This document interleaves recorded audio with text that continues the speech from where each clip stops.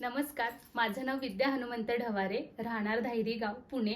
मी माझ्या गौरी आरासमधून हुंडाबळी हा एक संदेश देण्यासाठी समाजाच्या प्रबोधनावरती हा एक विषय मांडलेला आहे।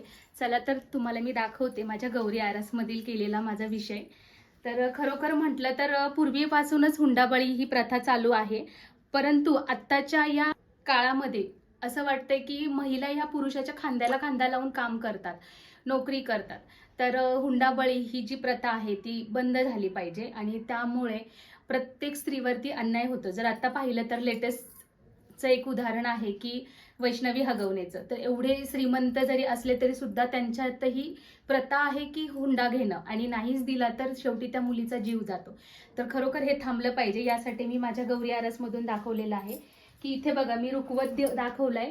या रुखवतामध्ये एवढा सगळे आनंदामध्ये रुखवत दिला जातो किंवा लग्नविधी केला जातो। त्यानंतर ती मुलगी एक थोड्या दिवसच व्यवस्थित राहते आणि नंतर तिच्यावरती छळ अत्याचार हा सुरू होतो। त्यानंतर इथे मी माझ्या एक छोट्याशा थीम मधून दाखवलेलं आहे। हे ते मुलीचं घर आहे आणि ते हुंडा घेतल्यानंतर मी थोडे असं थीम मधून माझं दाखवलेलं आहे।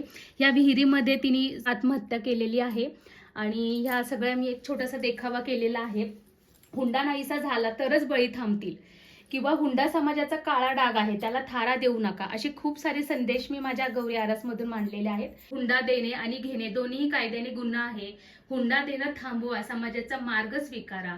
हुंडा घेणं म्हणजे माणुसकी विकत घेणं असं आहे, आणि हुंडा घेणं म्हणजे मुलीच्या आयुष्याचा खरोखर बळी घेतल्यासारखं आहे। हे सगळं मी माझ्या गौरी आरासमधून छोटासा प्रयत्न केलेला आहे मांडण्याचा। समाजापर्यंत आपण जर हा संदेश पोहोचवला तर थोडाफार तरी समाजामध्ये बदल होईल असं एक माझं मत आहे। त्यामुळे मी आज हा विषय घेतलेला होता। हुंडा समाजाचा काळा डाग आहे, त्याला थारा देऊ नका। माझ्या या गौरी आरासमधून मी शेवटचे 2 शब्द सांगते की प्रत्येकाला संदेश जाईल असा, हुंडा मुक्त भारत म्हणजे सुखी भारत। धन्यवाद।